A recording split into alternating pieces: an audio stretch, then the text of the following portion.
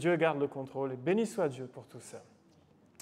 Voilà, j'aimerais ce matin parler d'un thème qui est le thème de l'engagement. Engagez-vous ou rengagez-vous qui disait. S'engager, ça signifie donner sa parole, faire une promesse ou se lier par contrat.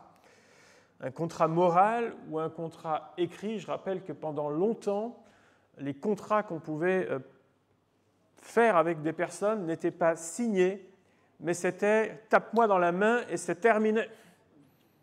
Et ça avait parfois beaucoup plus de valeur que toutes les signatures qu'on a aujourd'hui et qui parfois s'envolent dès le lendemain. Faire tout cela avec une personne ou bien même un organisme, on peut signer un contrat de travail, c'est bien d'en signer un, n'est-ce pas? Et puis c'est l'occasion d'encourager peut-être pour celles et ceux qui, peut-être en ce moment, sont à la recherche d'emploi ou d'un complément d'emploi. On prie Dieu vraiment que les portes puissent s'ouvrir pour vous. On peut s'engager dans l'armée un certain nombre d'années. Quelques-uns l'ont fait, ont signé pour quelques années. On peut signer un contrat commercial, on peut adhérer à une charte, et puis ou en ce moment à des protocoles. Puis alors là, vous savez que les protocoles, il y en a en ce moment. Il y a le protocole de l'école, il y a le protocole du travail, il y a le protocole quand vous vous rendez dans un établissement particulier, il y a le protocole à l'église, enfin bref, il y a des protocoles partout. Et puis il y a l'engagement du mariage, que l'on connaît, n'est-ce pas? Lorsqu'on dit oui à la mairie, mais on sait que Dieu aussi est présent à ce moment-là, où là on s'engage, oui, pour toute la vie. Et puis on sait ce que ça devient dans un bon nombre de cas, malheureusement. C'est peut-être une notion avec laquelle on a un peu de mal de nos jours, car on veut du tout de suite sans effort, sans même aucun obstacle. Tout va bien dans le meilleur des mondes. Et ce n'est pas ce que nous promet l'Évangile, n'est-ce pas? L'Évangile ne nous promet pas que tout ira bien tous les jours de notre vie. Absolument pas.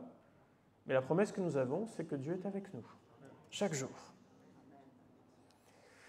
On a aussi un problème avec l'engagement à cause de toutes les promesses que l'on a entendues et qui n'ont jamais été tenues. Les publicités mensongères, des discours qu'on a entendus en long, en large et en travers, dans lesquels on avait peut-être mis un certain espoir, et puis on s'aperçoit que derrière les mots, il n'y a pas grand-chose.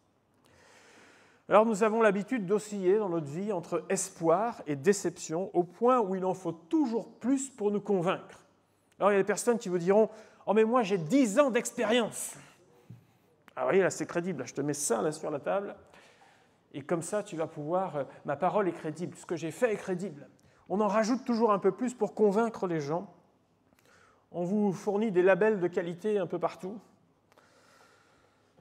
si bien que ça devient une porte ouverte à des discours bien ficelés qui s'apparentent même à ce que j'appelle moi de la manipulation. D'ailleurs, c'est quelque chose que j'observe beaucoup, à quel point les gens sont manipulables et combien beaucoup jouent sur cette corde-là avec les gens. On a aussi, lorsqu'on parle d'engagement, la notion parfois d'engagement social, faire preuve de dévouement, de passion et même de motivation. On a vu un tas de reportages pendant le temps où, vous savez, on a été confinés chez nous à ne pas bouger. Beaucoup de gens se sont engagés, croyants et non-croyants, en disant « je vais faire quelque chose pour ceux qui ne peuvent pas ». Eh bien, dans le sport également, nous retrouvons cette notion-là. Lorsque, vous savez, il y avait les coachs, les entraîneurs qui disent à leurs joueurs, quelle que soit l'activité, de ne rien lâcher jusqu'au bout. Alors eux, vous savez, ils s'égosillent, mais ceux qui sont généralement sur le terrain, quelle que soit la discipline, sont en train de se donner déjà au maximum. Ils ont parfois la langue par terre, « tu lâches rien !» C'est facile, pas à dire pour toi. Mais le but, c'est de se battre jusqu'au bout, donner le meilleur de soi-même afin de ne pas avoir de regrets. On va faire une lecture dans Néhémie, chapitre 2. Les versets 16 à 18, nous allons voir 3 notions concernant l'engagement. Néhémie, chapitre 2, versets 16-18. Vous connaissez le thème du livre de Néhémie, n'est-ce pas? Qui est... C'est quoi le thème du livre de Néhémie? Bon, on va dire que sous vos masques, vous devez avoir raison, mais ça arrive d'une façon tellement déformée. Alors, c'est la reconstruction de la muraille. C'est ce que vous aviez dit, n'est-ce pas? Bon, tout va bien, tout va bien. Néhémie 2, versets 16 à 18.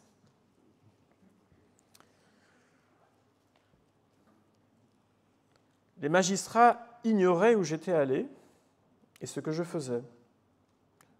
Jusqu'à ce moment, je n'avais rien dit aux Juifs, ni aux sacrificateurs, ni aux grands, ni aux magistrats, ni à aucun de ceux qui s'occupaient des affaires. Je leur dis alors, vous voyez le malheureux état où nous sommes, Jérusalem est détruite et ses portes sont consumées par le feu. Venez, rebâtissons la muraille de Jérusalem et nous ne serons plus dans l'opprobre. Et je leur racontais comment la bonne main de mon Dieu avait été sur moi et quelles paroles le roi m'avait adressées. Ils dirent, levons-nous et bâtissons. Et ils se fortifièrent dans cette bonne résolution. Amen. Première notion que l'on voit au travers de cette histoire de toute la reconstruction et qui est vraie partout dans l'Écriture, c'est que Dieu s'engage vis-à-vis de nous. Oralement, par écrit, il a tout fait. Dieu s'engage vis-à-vis de nous. Dieu s'engage envers l'humanité. Il s'engage vis-à-vis de son peuple au travers de ses promesses, maintes fois répétées. L'histoire montre que Dieu tient ses promesses. Il n'est pas juste un Dieu de parole, quelqu'un qui veut dire quelque chose pour rassurer à un moment donné, mais ce qu'il dit, il le fait, il l'accomplit. Il a dit aussi bien aux patriarches, vous savez, Abraham, Isaac, Jacob, qu'à des successeurs comme Moïse et Josué, des phrases comme « Je serai avec toi ».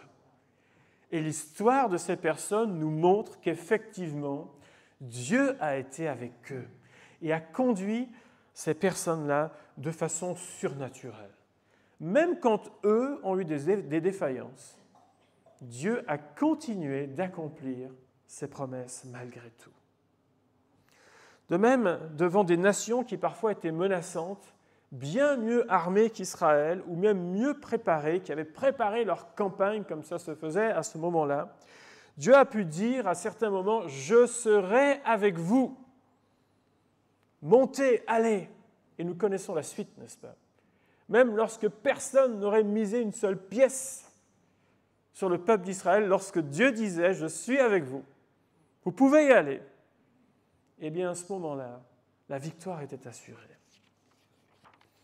Dans le livre de Néhémie, nous voyons Dieu inspirer une personne qui s'appelle Néhémie, qui se trouve très loin de Jérusalem à ce moment-là. Il va même incliner le cœur du roi, et qu'on se comprenne bien, ce n'est pas le roi de Juda, le roi d'Israël, etc. Non, c'est un roi étranger dont la nation déjà avait pillé Israël. Et il va incliner le cœur du roi pour permettre à Néhémie de se rendre à Jérusalem avec toutes les autorisations pour reconstruire la muraille. C'est ce qu'on appelle un miracle. C'est un miracle. Dieu ouvre des portes et il reste souverain. Le cœur du roi s'incline dans la main de l'Éternel. Au travers de l'histoire, Dieu a contracté, nous le savons, des alliances. Alliance avec Noé, dont nous voyons toujours d'ailleurs, de temps en temps, après les grosses pluies, toujours la marque, avec l'arc-en-ciel. Chaque fois que vous voyez l'arc-en-ciel, dites-vous, tiens, Dieu tient ses promesses. Dieu tient ses promesses. Promesse à Abraham, promesse à Israël, son peuple, promesse à David. Et puis ce qu'on appelle la nouvelle alliance, réalisée au travers du sang de Jésus, de son sacrifice. Dieu a donné ce qu'il avait de plus cher pour nous racheter, parce qu'il nous aime. Il aime l'humanité. Il aime sa création. L'innocent, Jésus, est devenu coupable aux yeux des hommes. Sa victoire à la croix, au travers de sa mort et de sa résurrection, signifie la victoire sur le péché et la victoire sur la mort. Alléluia. Dieu a tout fait pour que nous soyons réconciliés avec lui et marcher avec lui tout au long de notre vie.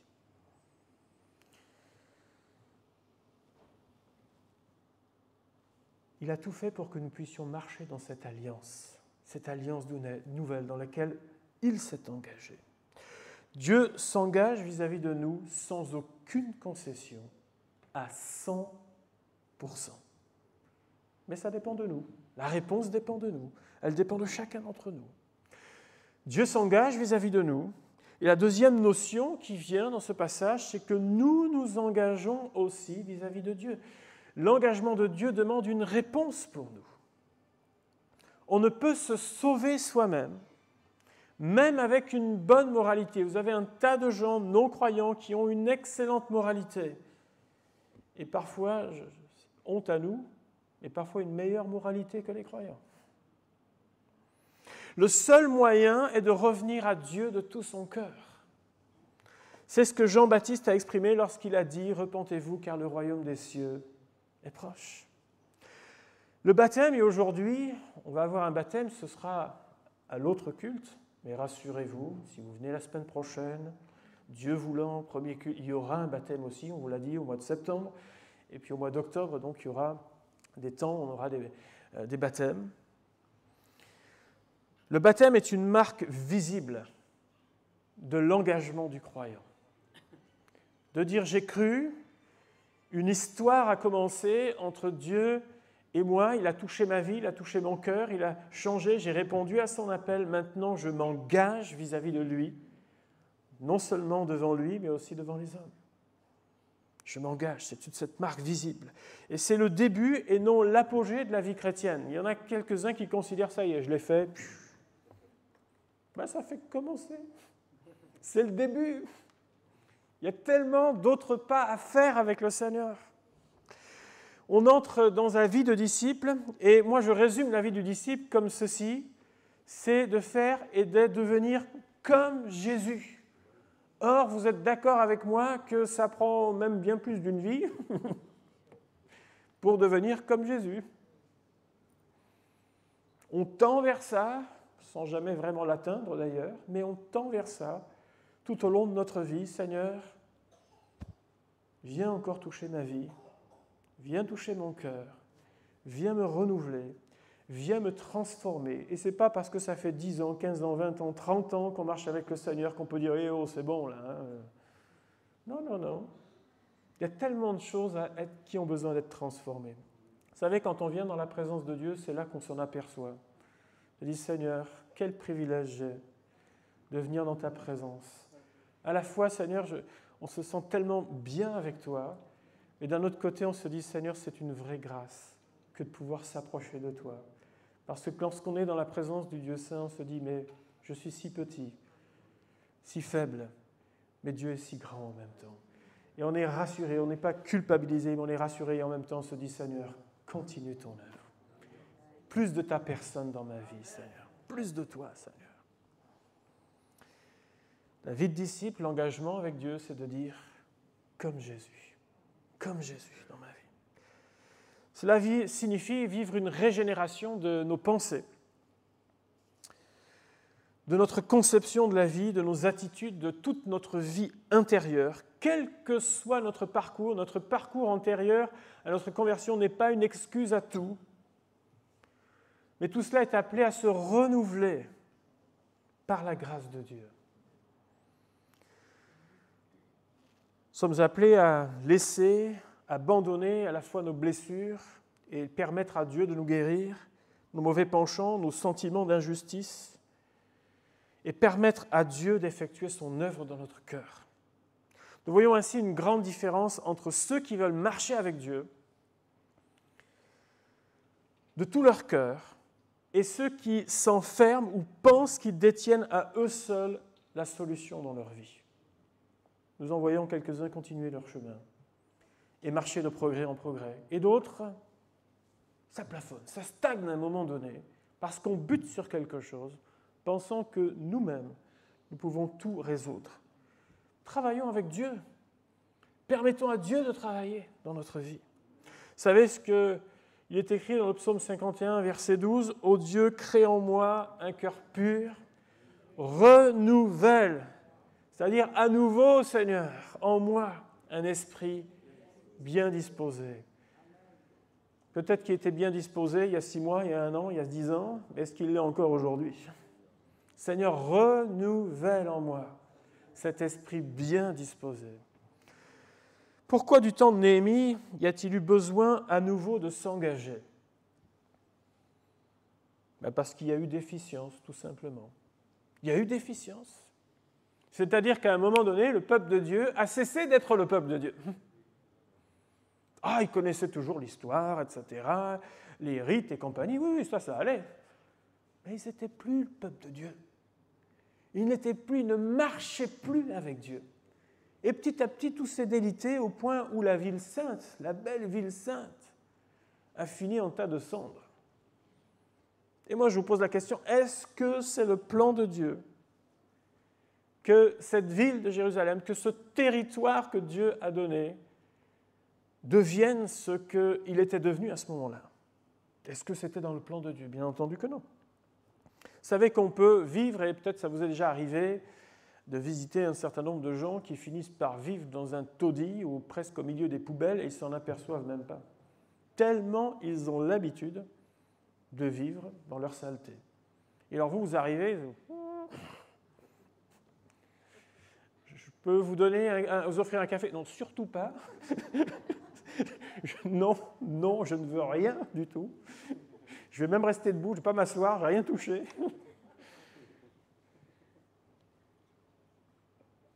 Et vous dites là, il parle de quelque chose qu'il a déjà vécu. Oui.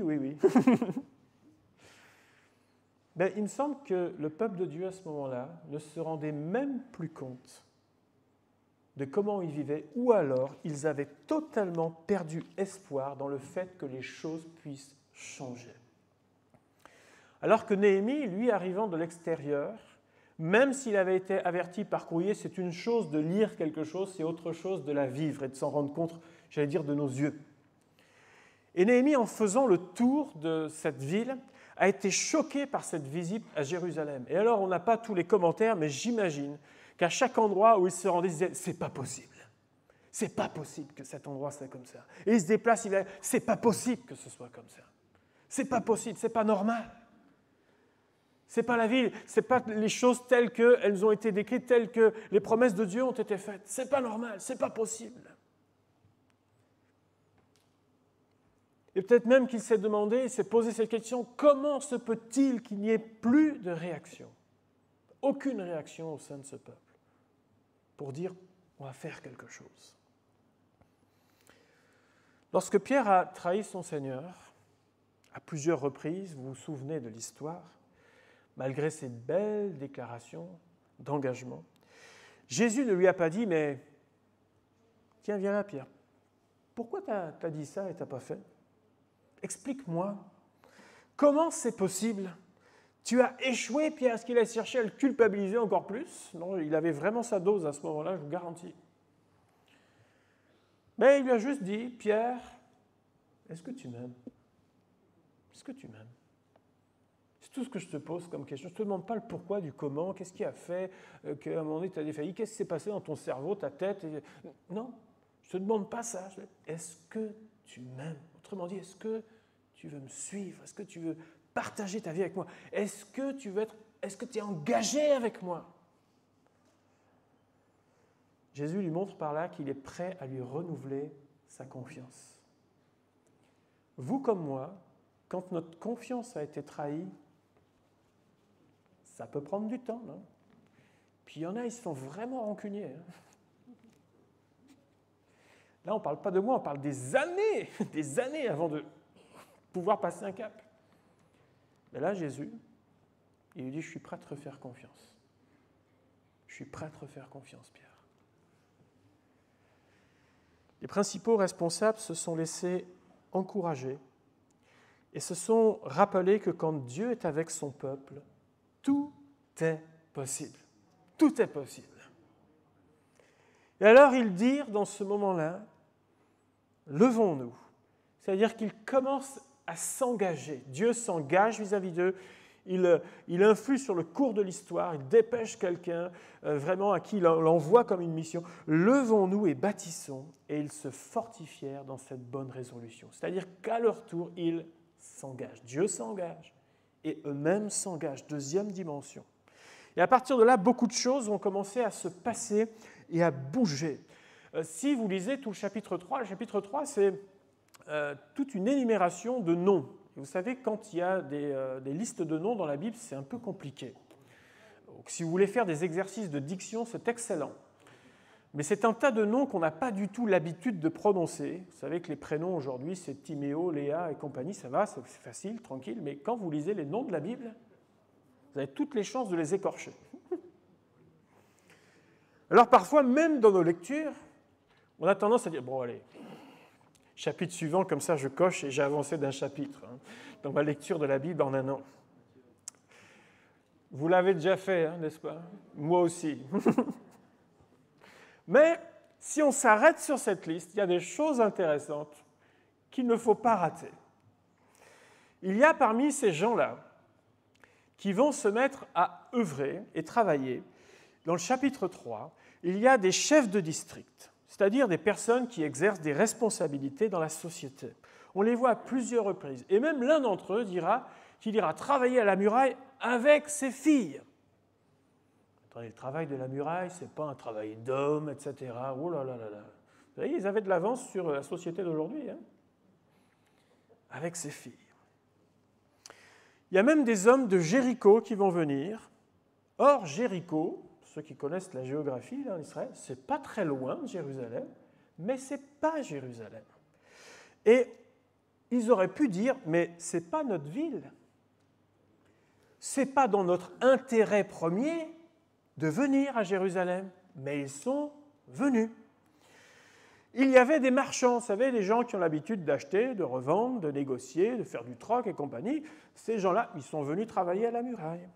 On voit des orfèvres et des parfumeurs, vous savez, ces gens qui travaillent avec minutie, avec des protocoles, justement.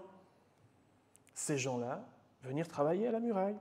Et même le souverain sacrificateur et les sacrificateurs, c'est même le premier qui est mentionné, viennent, se retroussent les manches et commencent à travailler à la muraille. Pour plusieurs d'entre eux, ce n'était pas leur corps de métier, on a compris avec tout ça, ni peut-être même ce qu'ils aimaient faire.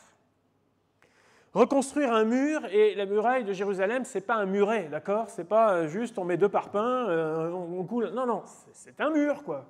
Avec l'épaisseur qu'il y avait autrefois, c'est-à-dire des gros cailloux. Ce n'est pas ceux, vous savez, les petits qu'on ramasse pour faire des ricochets sur la rivière. Non, c'est vraiment des grosses masses. C'est de la maçonnerie lourde, de lourdes charges. Alors imaginez un parfumeur ou un orfèvre dans ces conditions. Vous savez, celui qui a l'habitude de travailler avec son nez, là. Ah oui, avec ces petits dosages là, très précis, il faut que tout soit propre autour, etc. Venez pas me déranger. Imaginez cette personne-là, tu viens, on va te montrer ce que c'est. Tu vas faire du mélange, mais ça ne va pas être le même, là. L'orfèvre qui a l'habitude de travailler avec minutie, tranquille. Et puis là, il faut envoyer du gros, là.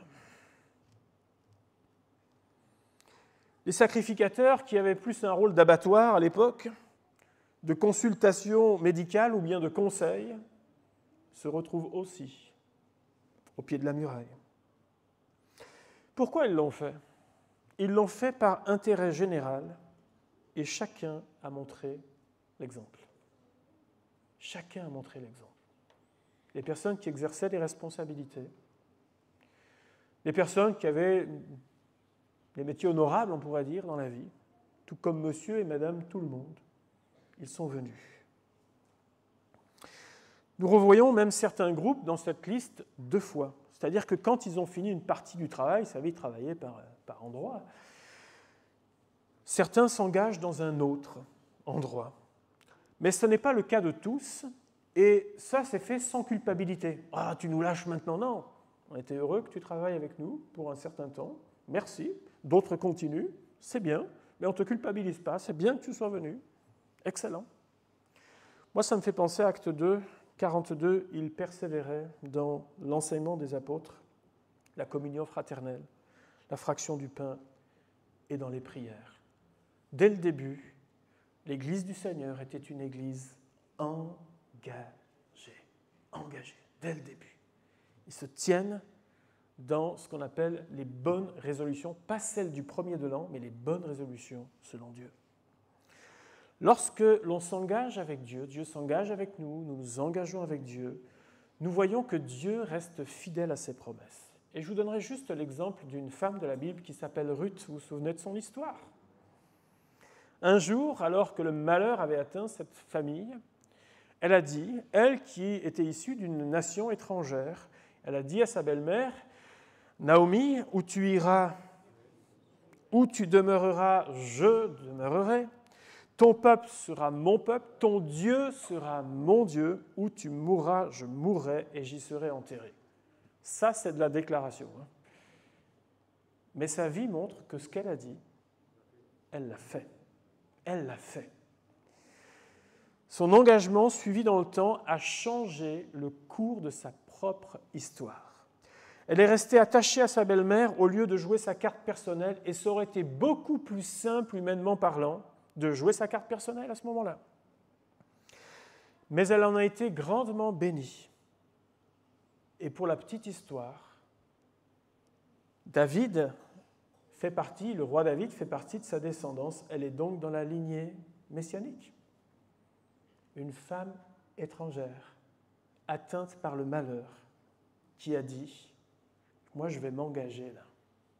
Je vais m'engager. » Et si elle a fait sa part du contrat, Dieu a accompli la sienne envers elle. Il ne l'a jamais laissée. Il ne l'a jamais abandonnée. Cette femme a été bénie dans sa vie. Elle a été bénie. Voyez-vous, beaucoup de gens cherchent et veulent la bénédiction. On a presque l'impression que ça devient quelque chose de magique aujourd'hui, la bénédiction. C'est quelque chose que j'attrape là, hop. Bien-aimé, tu veux être béni?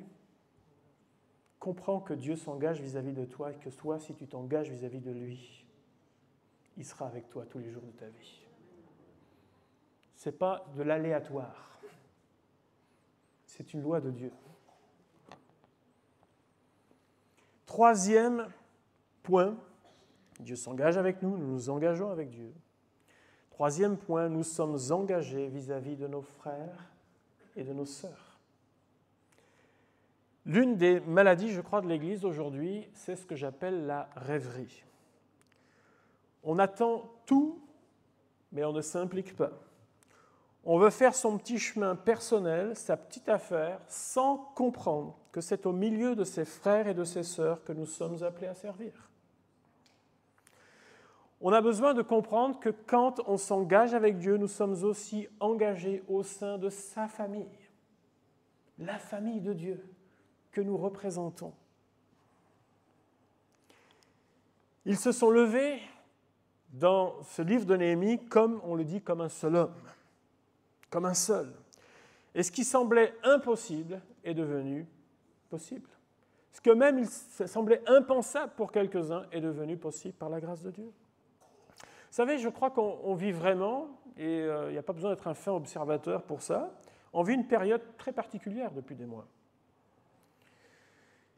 qui pourrait nous amener, et qui a amené certainement beaucoup de gens à se recroqueviller et à se dire « sauf qui peut, chacun pour soi ». Mais moi, je crois que c'est une merveilleuse opportunité pour manifester l'unité des croyants. C'est une opportunité que Dieu nous donne. On la saisit ou on ne la saisit pas. Toute la ville de Jérusalem a bénéficié de l'engagement de ces personnes. Ils ont fait preuve ensemble d'unité, de cohésion et de coordination. Ils travaillaient à côté les uns des autres, nous dit le chapitre 3 de Néhémie, ou alors les uns après les autres. C'est-à-dire qu'il y avait un relais. Tu es fatigué, tu as fait ta journée, tu en as plein le dos, c'était lourd. Oui, t'inquiète, on continue. On continue. Et le travail se fait.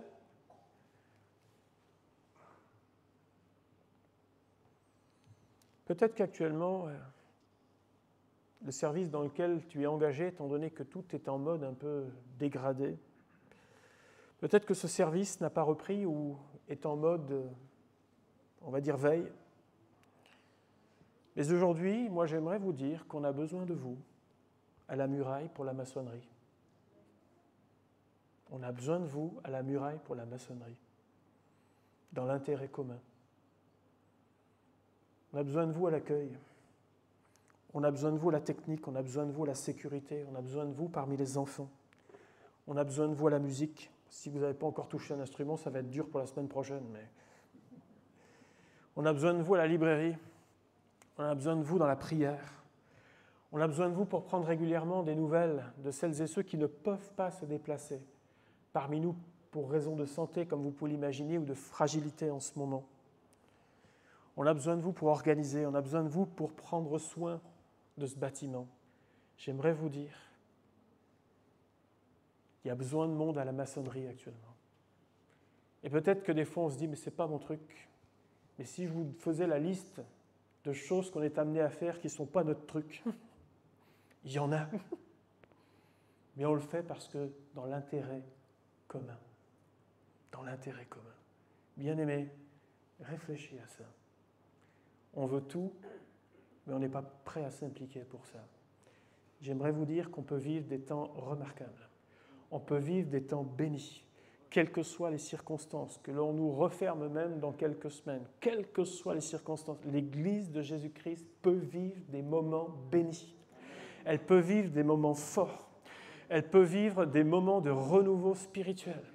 Elle peut vivre quelque chose vraiment dans la foi. Elle peut vivre quelque chose auprès de son Dieu, seulement si, en tant que peuple de Dieu, nous disons « Seigneur, je m'engage avec toi et je m'engage vis-à-vis de mes frères et de mes sœurs et nous verrons ta gloire, Seigneur, parce que tu ne délaisseras pas, tu n'abandonneras pas tes enfants, Seigneur. » Je me souviens un jour, il y a quelques années de ça, je ne crois pas que l'avoir raconté, mais sinon, faites comme si c'est la première fois, d'accord ? Ah, d'accord. Vous dites, pourtant, il n'est pas si âgé que ça, Emmanuel. Hein ? Bon, la mémoire, des fois, voilà, c'est comme ça.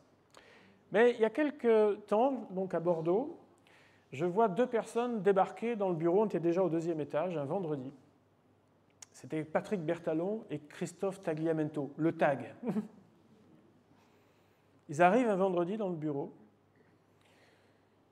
et je les vois tous les deux. Je voyais bien qu'il y avait un truc qu'ils avaient besoin de me dire et je ne me sentais pas tout à fait rassuré. Peut-être qu'ils se disent comment il va réagir, Emmanuel, enfin bref. Mais ils me disent, Emmanuel, on te sent fatigué, il faut que tu te reposes. Et je leur dis, oui, c'est pas faux cette affaire, mais le week-end arrive là et on sait ce que c'est que le week-end plein pot. À la République, ce n'est pas le moment de faire la sieste ni la pause. On verra ça lundi, peut-être. C'était une période où on donnait énormément à ce moment-là. Et ils disent, écoute Emmanuel, rentre chez toi. On a tout prévu pour ce week-end, on va prendre la suite. Et puis là, je vais être honnête avec vous. La prédication pour le dimanche, je l'aurais préparée parce que c'était à mon tour et je n'avais pas encore travaillé la moindre chose, je n'avais pas eu le temps la semaine. Elle aurait été faite, elle aurait été prête. J'aurais donné comme je donne et comme il faut donner dans ces cas-là. Mais ce jour-là, j'ai vu 2 frères venir et dire « on prend la suite, t'inquiète pas, l'église n'est pas morte. Je suis sûr que vous avez été bénis ce week-end-là, moi je n'étais pas là. » J'étais off, en train d'essayer de récupérer un peu pour pouvoir repartir. Et moi, je crois qu'on a parmi nous parfois, et je ne dis pas ça pour dire en ce moment je suis fatigué, ça va bien, je vous rassure, voilà. Hein. Dites pas, ce n'est pas de la manipulation, là, hein, qu'on se comprenne bien. Ça va. Mais il y a peut-être des responsables parmi nous qui portent des poids depuis des années. Parce qu'on parle parfois de l'équipe pastorale, etc., mais il y a un tas de gens qui font un tas de choses régulièrement, et j'aimerais vous dire qu'ils sont une vraie bénédiction pour l'Église. Qui peut-être parfois portent un poids depuis des années. Pas facile parfois, il y a des combats, etc. Et qui aimeraient bien voir un frère, une sœur dire « on va t'aider, on va t'aider, on va prendre une partie de ta charge, t'inquiète pas, on prend la suite, t'inquiète pas, on est à tes côtés, t'inquiète pas, on va faire avancer les choses. » Et vous ne croyez pas que ça va être un vrai baume au cœur, une vraie bénédiction, à la fois pour cette personne, mais à la fois pour l'Église, de voir qu'ensemble, on est capable de faire les choses. Dieu ne nous demande pas de faire des exploits, ni de nous tuer à la tâche. Mais ce qu'il nous demande dans sa parole, c'est d'être fidèles. C'est tout, fidèles. Moi, j'aimerais pour conclure qu'on pose cette question.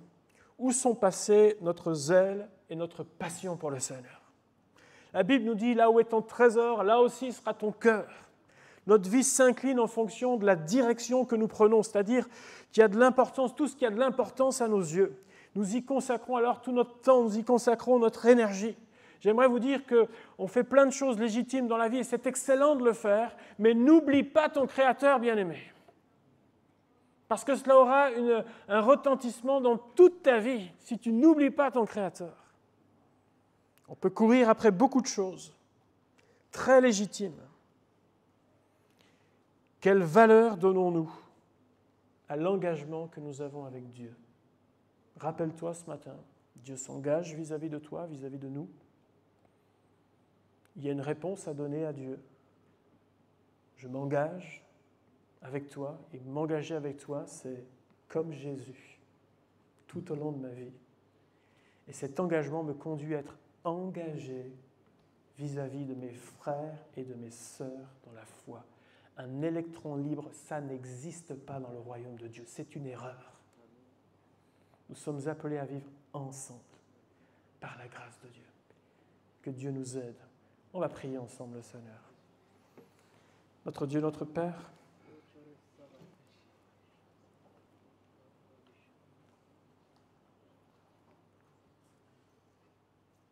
je veux te bénir et je veux t'honorer, Seigneur. Je veux te remercier parce que même lorsque ton peuple est en défaillance, tu continues à vouloir le meilleur pour ton peuple. Tu veux le meilleur pour chacun de tes enfants. Mais trop souvent, nous passons à côté parce que nous ne comprenons pas tes voies. Je veux te prier de nous donner l'intelligence de comprendre tes voies, de comprendre la valeur de l'engagement avec toi, Seigneur. Pardonne notre légèreté, Seigneur, spirituelle. Aide-nous à comprendre qu'être engagé avec toi, c'est une affaire de vie, Seigneur. Et je te prie que cela transforme nos vies, nos cœurs, notre façon de voir les choses. Et qu'ainsi, Seigneur, tout ton peuple en soit béni. Aide-nous, Seigneur, à traverser les temps que nous traversons actuellement ensemble, les uns à côté des autres, les uns aidant les autres, les uns travaillant à la suite des autres, Seigneur. Et permets-nous, Seigneur, de considérer l'intérêt commun avant mon intérêt personnel. Seigneur, sois béni, sois remercié, dans le nom de Jésus. Amen. Amen.